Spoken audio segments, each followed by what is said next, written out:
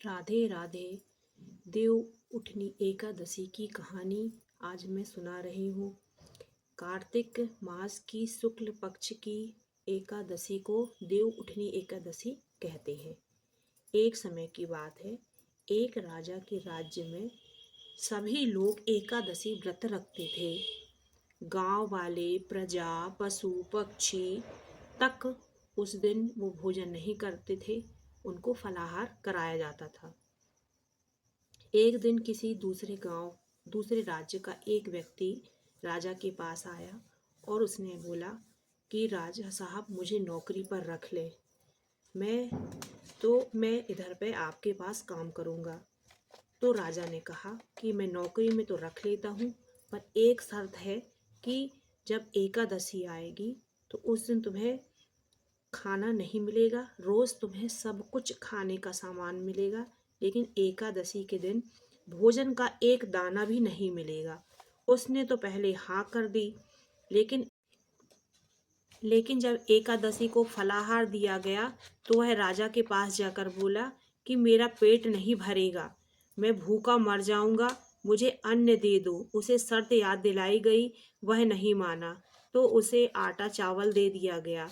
वह रोज की तरह नदी पहुंचा और उसने भोजन बनाया और भगवान को भोग लगाने के लिए भगवान को बुलाया। तो भगवान चतुर्भुज रूप में नारायण आ गए और प्रेम के साथ भोजन करने लगे और फिर अंतर ध्यान हो गए और वह अपने काम पर चला गया। 15 दिन बाद अगली एकादशी आई तो वह राजा के पास जाकर बोला कि मुझे और सामान दे दो, आटा चावल कम पड़ रहा है, मैं अकेला नहीं खाता, भगवान भी खाते हैं। राजा को विश्वास नहीं हुआ, वह बोले मैं नहीं मानता, भगवान तुम्हारे साथ खाते हैं, मैं इतना व्रत तप करता हूँ तो मुझे दर्शन नहीं दिए, विश्वास नहीं हो रहा है। तो वह बोला राजन, तो चलो, आप नदी चलो और देख लो। वे दोनों नदी किनारे गए और आवाज लगाई कि आओ, आकर भोजन ग्रहण करो, लेकिन नारायण नहीं आए। उसने कई बार आवाज लगाई लेकिन नारायण नहीं आए। फिर आवाज लगाई कि भगवान नहीं आए और वह नदी के तरफ अपने प्राण त्यागने को दौड़ा तो नारायण प्रकट हो गए और उसके साथ बैठकर भोजन किया और फिर उसे वैकुंठ लोक अपने साथ में ले गए।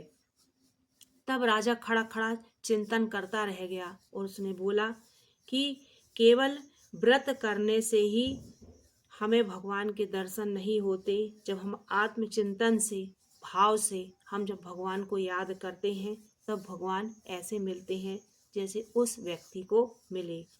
बोलो नारायण भगवान की जय। राधे राधे।